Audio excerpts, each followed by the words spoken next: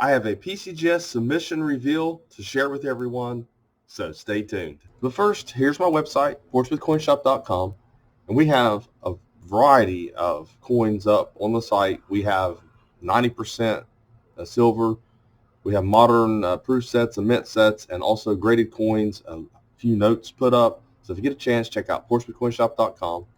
Also, if you need help with a coin, here's our Coin Help You community, coinauctionshelp.com/forum. You can come over here, post your image and a question, and all of us will help you. So come over to Coin Help You community. So I have 3 boxes. I waited for all 3 of them to come in. They were in the same submission, but they were shipped separately because of different tiers that I used.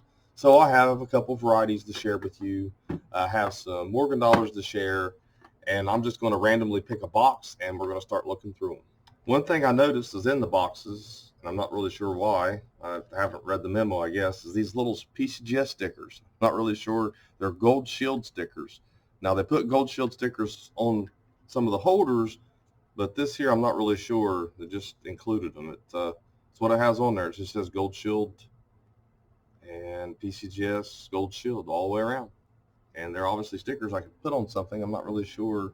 You can tell they're actually stickers here because you can see the seam. So I guess you put them on your lunchbox. I put them on a lunchbox or my okay. The first coins I'm going to show off, I'm calling my disaster set. My disaster submission. These coins were purchased by a customer. The post office crushed these slabs, and I went ahead and resubmitted them and tried to get them reholdered, and PCGS actually downgraded one of them. I mean, they put, one of them was, I think, a 66, they put a 65 on it, or yeah, it was the 47 here. So anyways, these here are just reholdered. They felt that this coin should have been downgraded to 65 red instead of 66. Whatever. They said that it was something mishandled about it. Well, possibly, I guess, with the damage that could have happened. And then I had a 46S. So anyways, we got these resubmitted. They said they was still interested in the coins. But I didn't want to keep them. I just wanted to see what PCGS would do. It was a learning experience for me just to see exactly what they would do. And this is a nice 35 original, untouched, graded 63. Here's the reverse. It's a really nice coin. And then I had a couple that I wanted to send off, and it looked like they had some plating issues. And these are examples. It says environmental damage, UNC details. It's at 86D. You can see a lot of people will post coins like this, and if I can get it closer, I'll let you see it a little bit better. Like if missing a little bit of the copper plating, or somebody did something to the coin, maybe put it in hot water or just boiled it or something, enough to melt the plating. Well, they did it on one side, it looks like, and I thought it had potential to be something. Now, do you see up here at the top as well? The states, the S and the O in states, that's normal. I mean, you see that a lot. It's just like struck through grease-filled dyes, missing letters. I see that so many times. I see that posted. It's nothing. It's not anything important. If it was, they would have noted it because I sent it under the error tier. This is the one I really thought had the potential. I thought this one was a missing plating, partial plating, and they determined that it was also environmental damage. So as you can see, no matter how much experience you have, you've got to see a lot of these coins in hand, and you have to examine a lot. And I don't examine a lot of mint errors per se like this.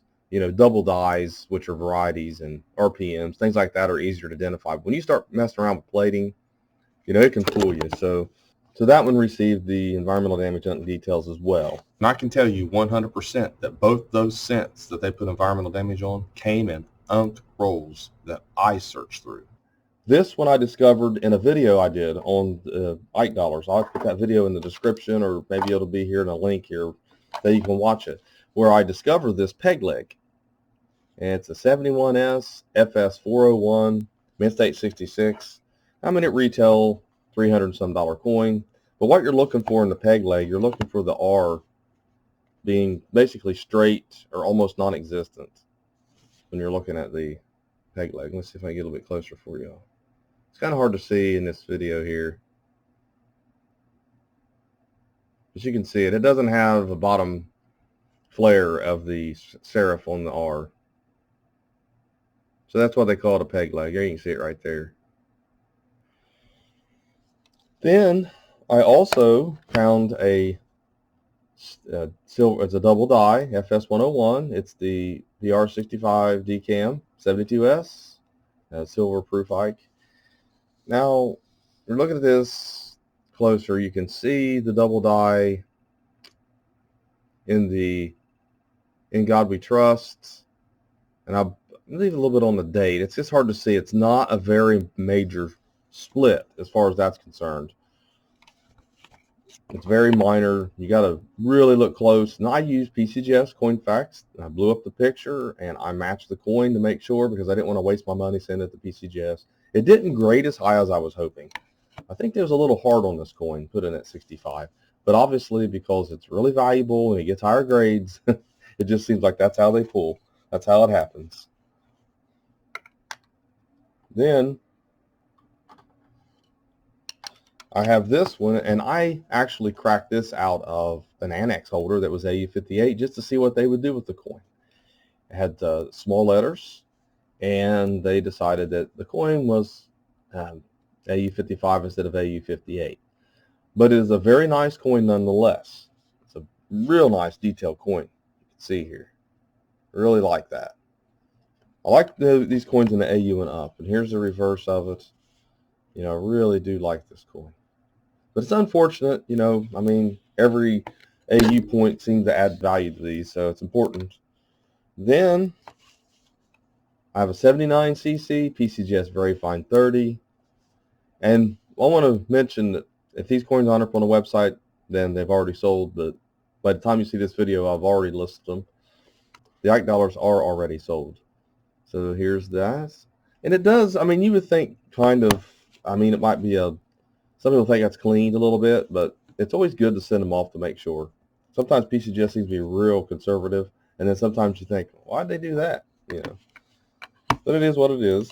This one here is a 96S, and I don't need to tell you that it's pretty rare in AU, so I want to take a chance. I thought it had a slight shot, but it got the extra fine 45. I think it's a little better than 45, and it's a little marked up. I didn't know if it'd get problem or not, but problem-free holder, I can deal with that, and being a rare date that it is, it's always good. It has a little bit of the breast feathers on the reverse, and I thought I had enough just to tip the scales, but evidently not. It's nice to get a problem-free, though. That's the main thing. So there you have it. There's my latest PCGS submission, and it's not over with yet. I have 10 more coins at PCGS. They didn't finish grading them, but I wanted to share these because I got these examples, like I said, of the environmental damage coins. So when someone brings a coin in, I can compare it and say, hey, you know, your coin's not missing plating and that kind of thing. I might take some pictures and put it up on my app, because I do have a Mint Error app. I don't tell a whole lot of people. You can use it on your iPhone, but you have to access it like a website. But if you go to Google Play, you can actually download it on your Android phone, and you can check out all the Mint Errors information I have. I have some values on it there, so if you get a chance, you can check that out. Then I wanted to show you something that I didn't submit myself, but I purchased. I purchased a large lot of these, and I have them up on the website right now. But it's the new Silver Eagles. It's the 2021 Type 1 and Type 2.